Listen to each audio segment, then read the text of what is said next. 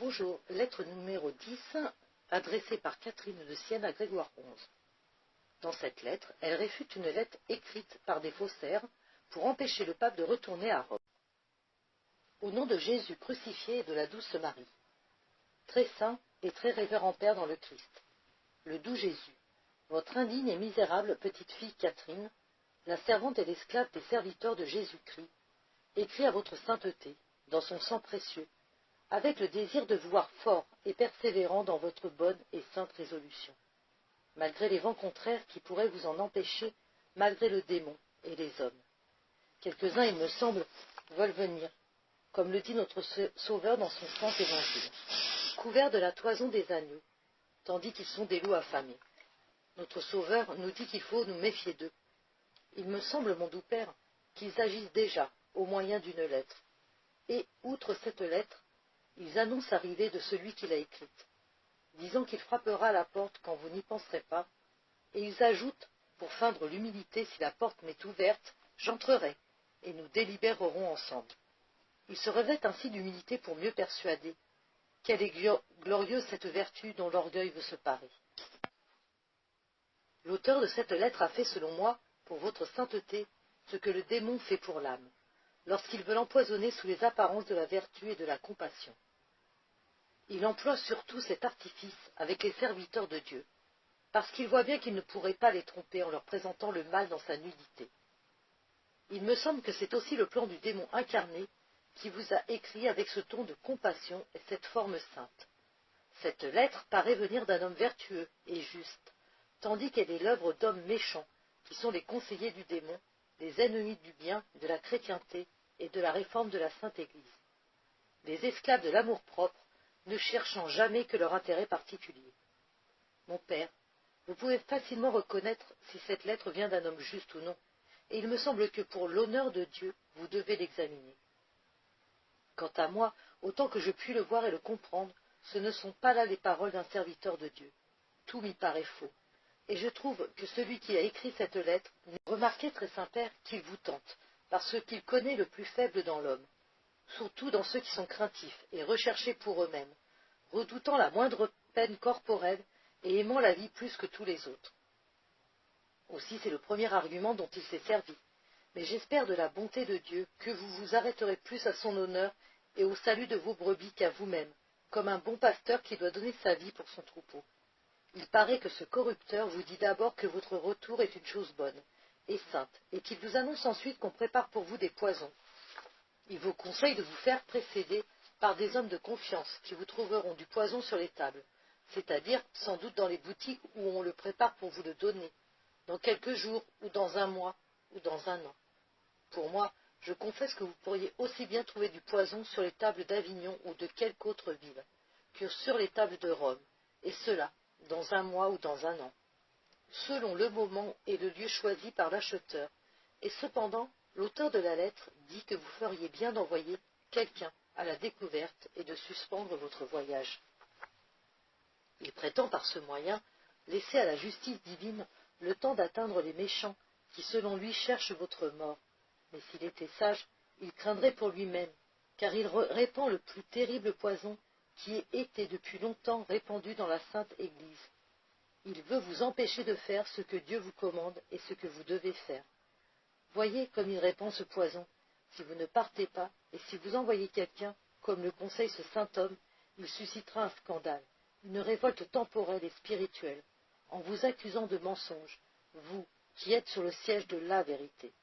Vous avez annoncé et fixé votre retour, et si vous ne le réalisez pas, ce serait un grand scandale et un grand trouble dans les cœurs. Caïphe prophétisait quand il disait qu'il fallait qu'un homme mourût pour que le peuple ne pérît pas. Il ne savait pas ce qu'il disait, mais le Saint-Esprit savait bien qu'il disait la vérité. Que le démon ne lui faisait pas dire dans cette invention. Cet homme veut être un autre Caïphe. Il vous prophétise que si vous envoyez quelqu'un, il trouvera du poison. Cela est vrai, si vous êtes assez coupable pour rester et envoyer. Vos confidents trouveront du poison dans tous les cœurs et dans toutes les bouches, non seulement un jour, mais pendant un mois, une année. J'admire beaucoup les paroles de cet homme, qui vous conseille les actions bonnes, saintes et spirituelles, et qui veut ensuite que par crainte pour votre corps vous renonciez à ces mêmes actions. Ce n'est pas là l'usage des serviteurs de Dieu, qui, pour aucune crainte corporelle ou temporelle, lors même qu'il y aurait danger pour leur vie, ne veulent jamais abandonner leur sainte entreprise. Car s'ils le faisaient, ils n'atteindraient pas leur but. C'est la persévérance dans les saints désirs et les bonnes œuvres qui est couronnée et qui mérite la gloire, et non la confusion. Aussi, mon révérend Père, je vous ai dit combien je désirais vous voir ferme et inébranlable dans votre bon propos, parce que c'est le moyen d'arriver à la paix avec vos enfants rebelles et à la réformation de la Sainte Église. Vous satisferez aussi le désir des serviteurs de Dieu, qui voudraient voir lever l'étendard de la Sainte Croix contre les infidèles.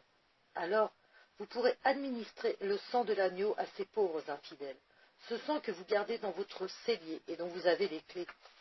Hélas, mon Père, je prie pour l'amour de Jésus crucifié d'employer sur le champ votre pouvoir à ces choses, car sans votre pouvoir rien ne peut se faire. Je ne vous conseille pas, doux Père, d'abandonner les enfants légitimes qui se nourrissent sur le sein de l'épouse du Christ pour des enfants bâtards qui ne sont pas encore légitimés par le baptême. Mais j'espère de la bonté divine qu'en vous adressant aux enfants légitimes, vous parviendrez avec votre autorité, avec l'arme puissante de la sainte parole, avec le secours des gens de cœur, à ramener les infidèles à notre mère, la Sainte Église, et à les légitimer. Cela certainement serait bien plus utile à la gloire de Dieu, à vous, à l'honneur et à l'exaltation de la douce épouse du Christ Jésus, que de suivre l'étrange conseil de ce saint homme, qui aimerait mieux vous voir habiter, vous et les ministres de la Sainte Église, avec les infidèles sarrasins qu'avec le peuple de Rome ou de l'Italie. J'approuve l'ardeur qu'il a pour le salut des infidèles, mais je le blâme de vouloir enlever le père aux enfants légitimes et le pasteur aux brebis réunies dans le bercail.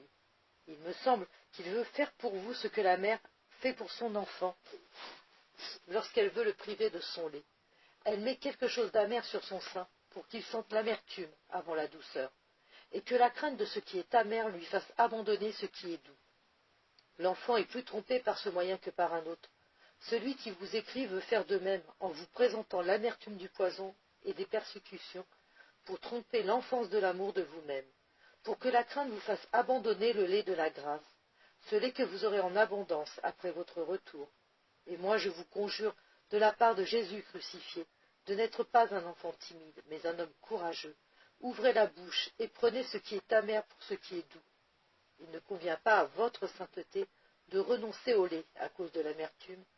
J'espère de l'infinie et ineffable bonté de Dieu, que si vous le voulez, il vous fera grâce, il nous fera grâce, et à vous aussi. Vous serez un homme ferme et inébranlable.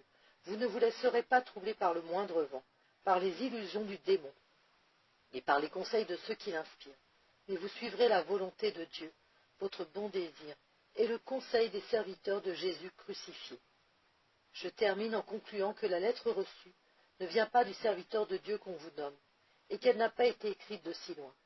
Je crois qu'elle a été faite près de vous, et par des serviteurs du démon qui n'ont guère la crainte de Dieu.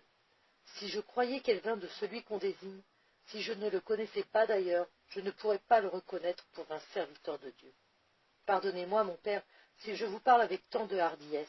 Je vous demande humblement de me pardonner et de me donner votre bénédiction. Pardonnez-moi dans la sainte et douce élection de Dieu. Je prie son infinie bonté qu'il me fasse bientôt la grâce de vous voir vous mettre en route, avec la paix, le repos de l'âme et du corps. Je vous prie, doux Père, de me donner audience